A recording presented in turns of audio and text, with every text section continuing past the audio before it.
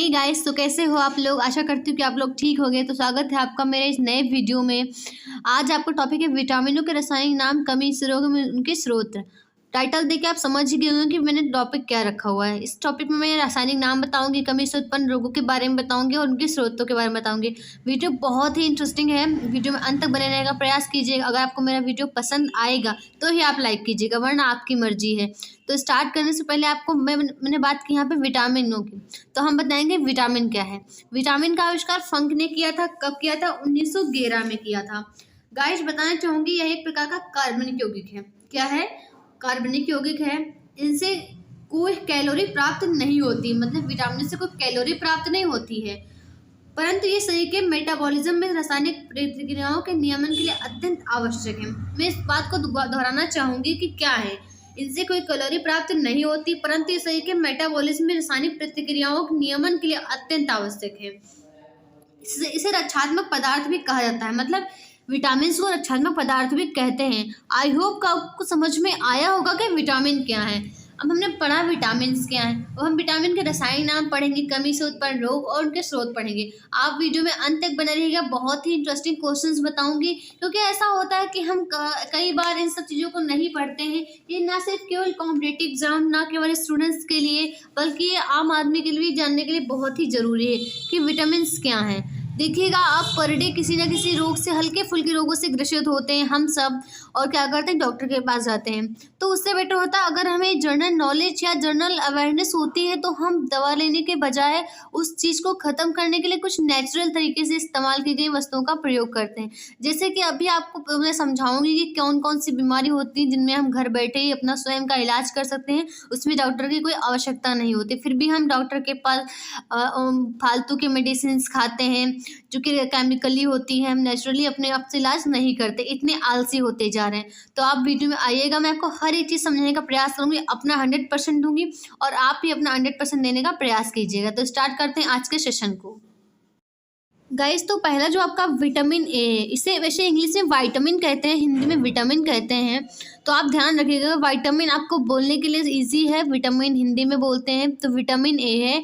और इसका केमिकलिक नेम या फिर रासायनिक नेम क्या है? रेटिनॉल है। क्या है? रेटिनॉल, जो कि बहुत ही इंपॉर्टेंट होता है, ऐसे कॉम्पिटेटिव एग्जाम में भी आता है। आपके जनरल नॉलेज के लिए बहुत ही इंपॉर्टेंट चीज़ है कि रासायनिक नाम विटामिन ए का क्या होता है? रेटिनॉल होता है। अब विटामिन ए की कमी से रोग कौन कौन से होते हैं? तो रतौंधी होता है, जीरोपथैलेमिया होता है।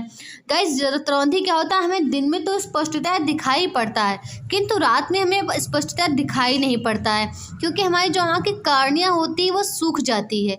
क्या हो जाती है? सूख जाती है। और जो हमारा आई बॉल होता है वो मटमैला हो जाता है, इसलिए हमें रतौंधी हो जाती है। जब हम जांच कराते हैं तो ये सिम्पटम्स में दिखाई पड़ते हैं। जीरोपथैलेमिया में क्या होता है?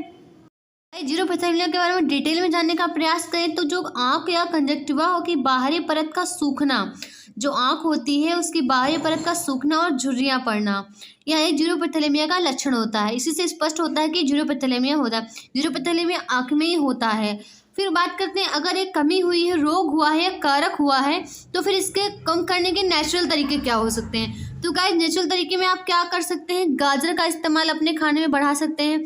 हरी साग सब्जी, दूध, अंडा, फल। जो लोग गाइस ऐसे होते हैं वेजिटेरियन होते हैं, वो अंडा को अवॉइड कर सकते हैं। जो वेजिटेरियन नहीं है, नॉन वेजिटेरियन है, वो उन सभी चीज़ों को इस्तेमाल कर सकते हैं। तो हरी साग सब्जी में आप पालक है और साग है, तो इस प्रकार की चीज़ें आप प्रयोग कर सकते हो, तो आपके लिए बहुत बेनिफिशियल होगा। तो आई होप आपको विटामिन ए समझ में आया होगा। आते हैं विटामिन बी पे। गाइस, विटामिन बी का रासायनिक नाम क्या है? इसे गाइस बी कहो या फिर B1 कहो, बात एक ही है। तो इसका नाम, रासायनिक जो नाम है वो थायमीन है। और कमी से रोग कौन कौन सा होता है? बेरी कमी से रोग क्या होता है गाइस? बेरी रोग होता है। रोग की बात करें तो यह कुपोषण जन्य रोग है। इसे पॉलीन्यूरोसाइट इंडिमिका हाइड्रोप्स स्थैमेटिक्स कहते हैं, यानी स्थैमेटिक्स कहते हैं, कॉके कहते हैं, बारबियस आदि नामों से भी बेरी को जाना जाता है। मैं रिपीट कर देती हूँ, पॉलीन्यूराइट्स इंडेमिका हाइड्रोप्स स्थैमेटिक्स कॉके बारबियस आदि नामों से भी जानते हैं। गाइस, बेरी का सामान्य अर्थ जो होता है वो होता है चल नहीं सकता, मतलब रुका हुआ या फिर चल नहीं सकता। संसार के जिन क्षेत्रों में चावल मुख्य आहार है, जैसे हमारे पश्चिम बंगाल में चावल मुख्य आहार है, तो वहाँ यह रोग अधिकतर मात्रा में पाया जाता है। इसमें क्या होता है? पैर बहुत सूज जाते हैं और चलने में बहुत ज़्यादा दिक्कत होती है। तो आई होप आपको विटामिन बी समझ में आया होगा। अभी मैं आगे आपको बताऊंगी विटामिन पे बढ़ने से पहले मैं विटामिन के ही पार्ट्स के बारे में डिस्क्राइब करूंगी। अगर आपको मेरा वीडियो पसंद आ रहा है तो इसे लाइक कीजिएगा और ज़्यादा से ज़्यादा लोगों तक शेयर कीजिएगा, क्योंकि मैं अपना पूरा 100% दे रही हूँ गाइज, पढ़ाने का प्रयास कर रही हूँ। बस प्रयास ही आप कितना करते हैं और आप कितने ज़्यादा कंसर्न है अपनी पढ़ाई को लेकर, ये आप पर डिपेंडेंट करता है। गाइज अब बात करेंगे विटामिन B2 की। विटामिन B1 हमने पढ़ लिया, अब हम पढ़ेंगे विटामिन B2। इसका जो रासायनिक नाम है वो है राइबोफ्लेविन। क्या है? राइबोफ्लेविन। गाइज आप जितने भी रासायनिक नाम है अंडरलाइन कर लीजिएगा तो और अच्छी बात होती है, आपको और अच्छे से नोट्स बनने से मैंने बनाया, आप भी बना सकते हो, ताकि आपका एक ही पेज या 2 पेज में एक ही टॉपिक में हर एक चीज़ क्लियर हो जाए।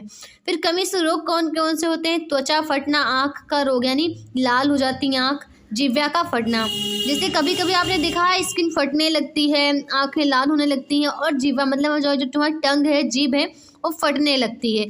तो उस समय क्या होता है, हमें राइबोफ्लेविन कम होता है, यानी विटामिन B2 कम होता है। और अगर इसको कम है तो फिर कुछ ना कुछ तो उपचार करना ही पड़ेगा। तो जो रासायनिक मतलब जो इसके नेचुरल यानी प्राकृतिक स्रोतों की अगर बात करें तो दूध, अंडा, हरी साग सब्जी। यहाँ पे गाइज आप जो है अंडा अवॉइड कर सकते हो, जो लोग वेजिटेरियन हैं, और बाकी चीज़ आप इस्तेमाल कर सकते हो। फिर बात करेंगे विटामिन B3 की। अगर आपको विटामिन B2 समझ में आया है तो आप हमें कमेंट सेक्शन में ज़रूर बताइएगा। गाइज विटामिन B3 की बात करें तो इसका रासायनिक नाम क्या होता है? निकोटिनेमाइड या नियासिन। क्या होता है? निकोटिनेमाइड या नियासिन। और अभी बात करूंगी इसके आगे क्या क्या बताना है मुझे आपको। फिर एक कमी से रोग क्या होता है? पेलेग्रा होता है। पेलेग्रा त्वचा का, जिससे ऐसे बहुत ही कुछ साल पहले ऐसा हुआ था कि स्किन खुजली करती थी, वहाँ पे गोल गोल स्पॉट बन जाता था, चकत्ता जैसा बन जाता था, त्वचा दाद उसे कहते थे। स्किन बीमारी है ये पेलेग्रा। और 4D सिंड्रोम, कमी से कौन कौन सा रोग होता है? पेलेग्रा होता है, 4D सिंड्रोम होता है। गाइस जिसका जो स्रोत है, नेचुरल तरीका जो है इसका, वो है मांस है, मूंगफली है, टमाटर है, पत्ती वाली सब्जियां तथा आलू। तो अगर आप ये सब चीज़ों का इस्तेमाल करेंगे तो इस रोग में कमी देखने को आपको ज़रूर ही मिलेगी। आई होप आपको वीडियो पसंद आ रहा होगा। गाइज फिर बात करते हैं विटामिन B5 की। विटामिन B5 का नाम, जो रासायनिक नाम है वो क्या है? पेंटोथेनिक अम्ल। 5 आए तो पेंटो। आप तो जानती होंगी कि केमिस्ट्री आप पढ़े होंगे तो इतना तो आपको पता होगा कि मैथ प्रो पॉलीलाइन में हम पेंट पढ़ते थे। तो B5 मतलब पेंटोथेनिक अम्ल है। कमी से रोग क्या है? बाल सफ़ेद होना, मंद बुद्धि होना। गाइस आप लोगों ने देखा होगा कि कुछ बच्चों में या मतलब गर्ल्स एंड बॉयज़ में समय से पूर्व ही ऐसे 15-20 साल या फिर 14-15 साल की उम्र में बाल सफ़ेद होने लगते हैं। तो वो कोई बूढ़ा होना नहीं होता है गाइस, जिससे विटामिन B5 की कमी के कारण होता है कि बाल सफ़ेद हो जाते हैं। और मंद बुद्धि होना यानी वो बहुत डम, मतलब बहुत बुद्धि कम, उनके पास बुद्धि का विकास बहुत कम हुआ होता है। और अगर इसके स्रोतों की बात करें गाइस तो जैसे मांस, दूध, मूंगफली, गन्ना, टमाटर। तो मैं आपको एक बार फिर बताना चाहूँगी कि मांस आप अवॉइड कर सकते हो अगर आप वेजिटेरियन हो, बाकी चीज़ें आप अच्छी प्रकार से इस्तेमाल कर सकते हो। फिर गाइज आपको अगली विटामिन पे जाने से पहले अगर आपको वीडियो पसंद आ रहा है तो इसे लाइक कीजिएगा और ज़्यादा से ज़्यादा लोगों तक शेयर कीजिएगा। और जो लोग पहली बार विजिट करें वो लोग सब्सक्राइब कर दें, ताकि जो नए अच्छे अच्छे वीडियोज़ बनाऊँगी उनका नोटिफिकेशन आप तक जल्दी पहुँच जाएगा। फिर बात करेंगे विटामिन B6 की। हमने B5 की बात करी, विटामिन B6 की बात करेंगे तो इसका रासायनिक नाम जो है पायरिडॉक्सिन है। क्या नाम है? पायरिडॉक्सिन नाम है। कमी से रोग कौन सा होता है? एनीमिया होता है, त्वचा रोग। आप लोग तो जानते हो जब सभी में खून की मात्रा कम हो जाती है, मतलब एक न्यूनतम मात्रा से भी कम हो जाती है, तो हमें कौन सा रोग होता है? एनीमिया हो जाता है। त्वचा रोग की बात करें तो त्वचा में स्किन पे भी जो सारे जैसे दाद हो गया, कई सारे स्किन खुजली होने लगती है, ड्राई हो जाती है बहुत ज़्यादा, तो त्वचा के रोग हो जाते हैं। और अगर इनका स्रोत की बात करें कि स्रोत कौन कौन से हैं, क्या हमें खाना चाहिए, तो हमें यकृत यानी लीवर, मांस, अनाज यानी जो लोग नॉन वेजिटेरियन हैं वो लोग यकृत, मांस, मछली या फिर अनाज, इन सब का इस्तेमाल करना चाहिए। जो वेजिटेरियन है वो जैसे कि अनाज है, वो कौन सा अंकुरित अनाज इस्तेमाल कर सकते हैं। ये सब चीज़ें आप अपने खाने में और अच्छे से प्रयोग करेंगे तो ये रोग अपनी जो बहुत ज़्यादा चरम सीमा पे होता है उससे कम होने के आसार हो जाते हैं। तो आते हैं अगले वाले टॉपिक। तो गाइज अब हम पढ़ेंगे विटामिन B7। क्या पढ़ेंगे? Vitamin B7। इसका रासायनिक नाम क्या है? बायोटीन है। कमी से रोग क्या है? लकवा, जिसे पैरालिसिस कहते हैं। शरीर में दर्द होना, बालों का गिरना, मतलब पैरालाइज हो जाता है, शरीर बहुत वीक हो जाता है, उसको बहुत पेन रहता है बॉडी में, बाल झड़ने लगते हैं। और अगर ये सब बीमारियां हो रही हैं, लक्षण सिम्पटम्स दिखाई पड़ रहे हैं, तो आप नेचुरल तरीके से क्या इस्तेमाल कर सकते हैं अपने खाने में या अपने आहार में, संतुलित आहार में। तो अंडा, मांस, यकृत, दूध, ये सब चीज़ों का इस्तेमाल कर सकते हैं, तो इससे बहुत ज़्यादा फ़ायदा होता है आपको। दवा कम खानी पड़ती है, ये सब चीज़ें बहुत फ़ायदा करती हैं। फिर गाइस आता है विटामिन B11। क्या है? विटामिन B11, जिसका रासायनिक नाम क्या है? Folic acid. गाइस जब आप कंफ्यूज होंगे, एसिड है, हाँ, रासायनिक नाम इसका फॉलिक एसिड है। कमी से रोग कौन सा होता है? एनीमिया होता है, पेचिस होता है, तो डिसेंट्री भी होता है और एनीमिया भी होता है। गाइस एनीमिया तो आपको मैंने पहले ही बताया, और पेचिस हो जाता है इस फॉलिक एसिड की कमी से। स्रोत क्या है? आप दाल बढ़ा सकते हैं, यकृत, सब्जियां, अंडा, सेम इन कर सकते हो, या फिर सेम जो आती है, सेमी जिसे बोलते हैं, कहीं कहीं जगह पे सेमी बोली जाती है। और दाल, जैसे आप यहाँ पे अरहर दाल इस्तेमाल कर सकते हो, उससे अच्छी आप मूंग की दाल इस्तेमाल कर सकते हो।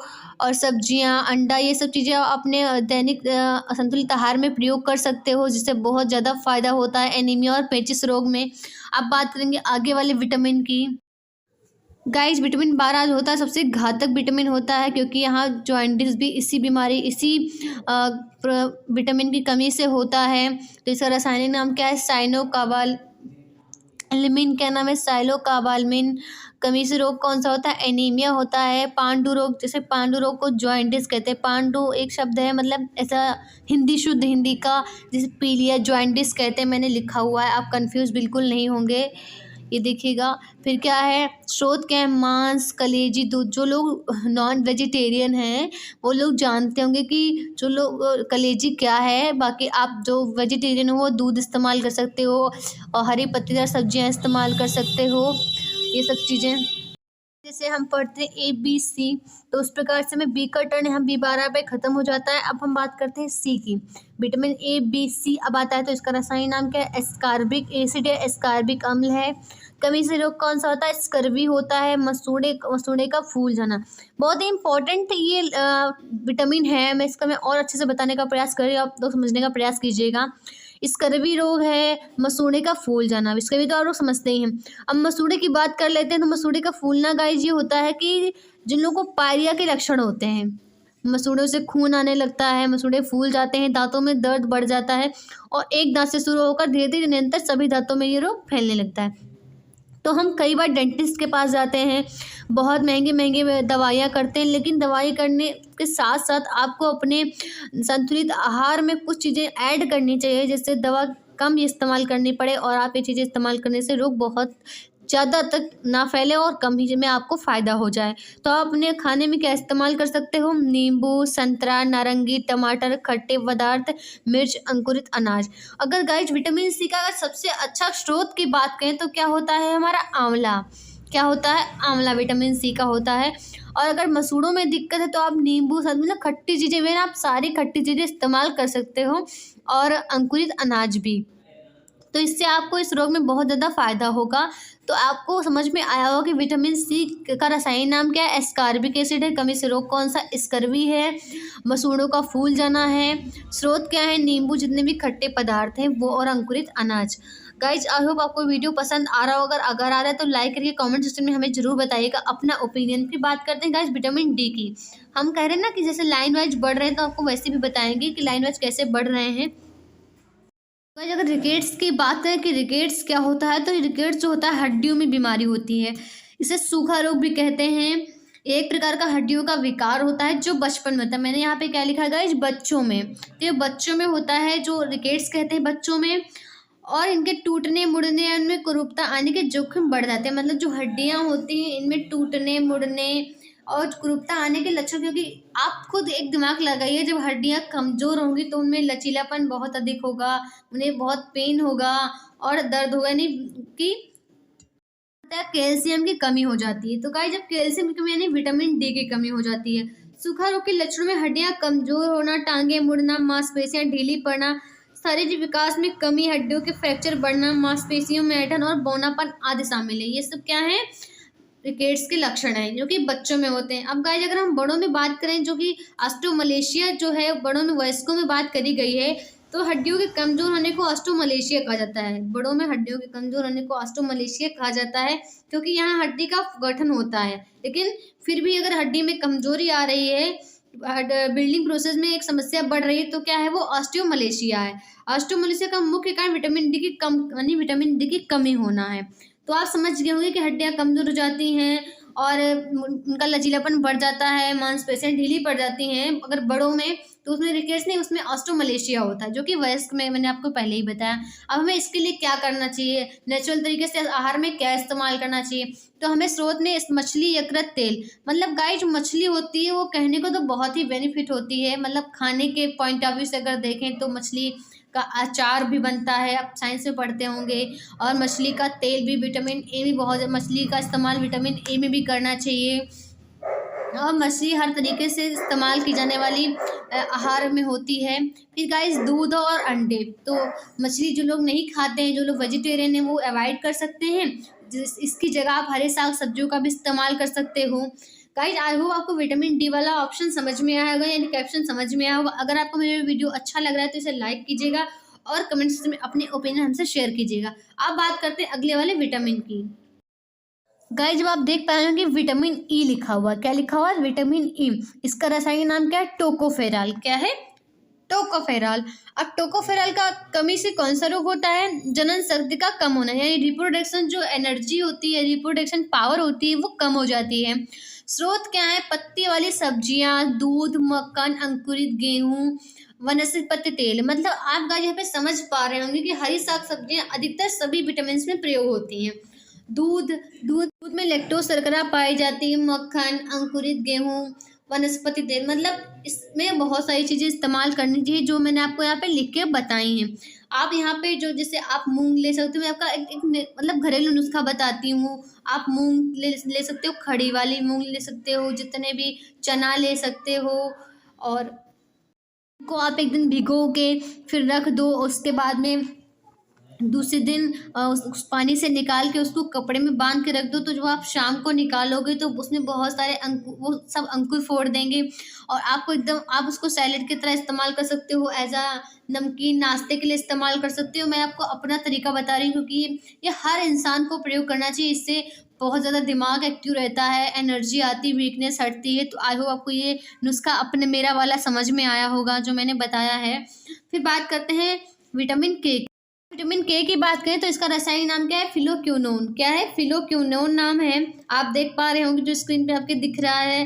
कमी से रोग कौन सा होता है, रक्त का थक्का ना बनना। गाइस जब विटामिन के की कमी होती है, जो हमारा प्रोथ्रोम्बिन प्रोटीन होता है, मैं आपको अपनी तरीके से समझाने का प्रयास कर रही हूँ। जब हमारा विटामिन के कम होता है तो हमें जो प्रोथ्रोम्बिन प्रोटीन है वो नहीं बन पाता है। जब वो नहीं बन पाता तो हमें कहीं चोट लगती है, तो वहाँ पे खून रुकता नहीं है और खून का थक्का नहीं बनता है, जिससे बहुत ज़्यादा ब्लड लॉस हो जाता है और आदमी की मृत्यु हो जाती है। तो विटामिन के बहुत ज़रूरी होता है, it is most essential for a body. तो आप समझ पा रहे हो कि विटामिन के हमारे लिए कितना ज़रूरी है। इसके मैं स्रोतों की बात करूँ तो टमाटर, हरी सब्जियाँ, आंतों में भी मतलब जो विटामिन के होता है। तो अगर आप समझ पा रहे होंगे कि हरी सब्जियां सब में बताई गई हैं। आप अंकुरित अनाज इस्तेमाल कर सकते हो, चना अंकुरित खा सकते हो, मूंग की दाल खड़ी वाली अंकुरित खा सकते हो। जैसे मैंने आपको नोट पॉइंट में क्या लिखाया है, हमारे शरीर की ज़्यादातर जरूरी चीज़ों को प्रोड्यूस करने की क्षमता हमारे बॉडी में होती है। हमारे शरीर के लिए ज़्यादातर ज़रूरी चीज़ों को प्रोड्यूस करने की क्षमता हमारे बॉडी में होती है। लेकिन विटामिन के की प्राप्ति के बिना हमारा शरीर प्रोथ्रोम्बिन का निर्माण नहीं कर पाता। जैसे मैंने आपको पहले ही बताया कि विटामिन के होगा तो प्रोथ्रोम्बिन प्रोटीन नहीं बनेगा, जो कि शरीर में निकलने वाले खून ब्लड की जगह क्लॉटिंग, यानी कि उसको क्लॉट नहीं बना पाएगा। जब वो बॉडी से निकलता है तो आप देखते हो जहाँ पे चोट लगती है वहाँ पे थोड़ी देर बाद ब्लड सूख जाता है, एकदम सूख के एकदम क्लॉट बन जाता है, उसे क्लॉटिंग कहते हैं। तो मतलब वो क्लॉटिंग सिस्टम नहीं बनेगा, और विटामिन के कम होगा तो प्रोथ्रोम्बिन बनेगा नहीं, और प्रोथ्रोम्बिन नहीं बनेगा तो ब्लड की क्लॉटिंग नहीं होगी। तो आई होप आपको वीडियो पसंद आ रहा होगा, लेकिन मैं और चीज़ें आपको इसमें ऐड करना चाहूँगी। अगर विटामिन की बात हो ही रही तो आप पूरी चीज़ें डिटेल में जानने का प्रयास कीजिएगा। जल में घुलनशील विटामिन जो होते हैं वो हमारे बी और सी होते हैं। क्या होते हैं, जल में घुलनशील विटामिन, आप लिखिएगा, मैं बोल रही हूँ। जल में घुलनशील विटामिन हमारे बी और सी होते हैं। वसा या कार्बनिक घोलकों में घुलनशील विटामिन क्या होता है, डे का। गाइस ये मेरा ट्रिक है पढ़ने का। विटामिन जो वसा में घुलनशील होता है डी का पढ़ती हूँ। D for vitamin D, E for vitamin E और के फॉर विटामिन के और ए फॉर विटामिन ए। तो डे का हो गया, तो आप डेका से समझ सकते हो कि वसा में घुलनशील है गाइस। तो मेरे ट्रिक आप इस्तेमाल कीजिए कि डेका मतलब वसा में घुलनशील विटामिन। विटामिन ए नेत्र, त्वचा, हड्डी, हमारे शरीर की प्रतिरक्षा प्रणाली को मजबूत बनाता है। आप ये नोट पॉइंट करके नोट कर सकते हो। जैसे मैं आपको बता रही हूँ, विटामिन बी12 में कोबाल्ट पाया जाता है। जैसे मैंने आपको बताया कि विटामिन 12 क्या है, साइनोकोबालामिन है। क्या है? साइनोकोबालामिन है। तो इससे कहाँ पाया जाता है? कोबाल्ट में पाया जाता है। विटामिनों का संश्लेषण हमारे शरीर की कोशिकाओं द्वारा नहीं हो सकता है, यानी हमारी सेल्स द्वारा, बॉडी की सेल्स द्वारा विटामिन सिंथेसिस नहीं हो सकती है। इसकी पूर्ति विटामिन युक्त भोजन से होती है। अगर हम इन भोजों का, आपको जो स्रोत बताए हैं उसके स्रोतों का इस्तेमाल करें, क्योंकि हमें इनका निर्माण शरीर में नहीं कर सकते हैं। तथापि विटामिन डी और के, यानी कि यद्यपि विटामिन डी और के संश्लेषण हमारे शरीर में ही होता है, मतलब बाकी विटामिन का तो हम बाहर से करेंगे भोजन से, लेकिन जो डी और के होता है उनको हम शरीर में ही बनाएंगे। और कैसे बनाएंगे गाइस? विटामिन डी का संश्लेषण सूर्य के प्रकाश में उपस्थित पराबैंगनी किरणों द्वारा त्वचा के कोलेस्टेरॉल, क्या है, इर्गेस्टेरॉल कह सकते हैं या कोलेस्टेरॉल द्वारा होता है। विटामिन डी का संश्लेषण कैसे होता है? सूर्य के प्रकाश में उपस्थित पराबैंगनी किरणों द्वारा त्वचा के कोलेस्टेरॉल द्वारा होता है। और विटामिन के कैसा होता है? तो विटामिन के जीवाणु द्वारा हमारे कोलन में संश्लेषित होता है। कैसे होता है? विटामिन के जीवाणु द्वारा हमारे कोलन में संश्लेषित होता है तथा वहां से उसका अवशोषण होता है। तो आई होप आपको ये समझ में आ गया होगा कि विटामिन के और डी कहाँ बनते हैं, क्योंकि बॉडी में बनते हैं तो आप समझ गए होंगे कि डी और के बॉडी में कहाँ बनते हैं। तो अगर आपको वीडियो पसंद आए तो इसे लाइक कीजिएगा और शेयर कीजिए ज़्यादा से ज़्यादा लोगों तक, ताकि जो मैंने अच्छी चीज़ें आपको बताई हैं वो और लोग भी जानें और अच्छे से हर चीज़ समझ पाएँ। और जिन लोगों ने अभी तक सब्सक्राइब नहीं किया वो लोग सब्सक्राइब कर दें, ताकि जो वीडियोस दूसरी बनाऊंगी उसकी नोटिफिकेशन आप तक सबसे पहले पहुंचेगी। Thank you so much. जय हिंद, जय भारत। मिलते हैं अगले वीडियो में।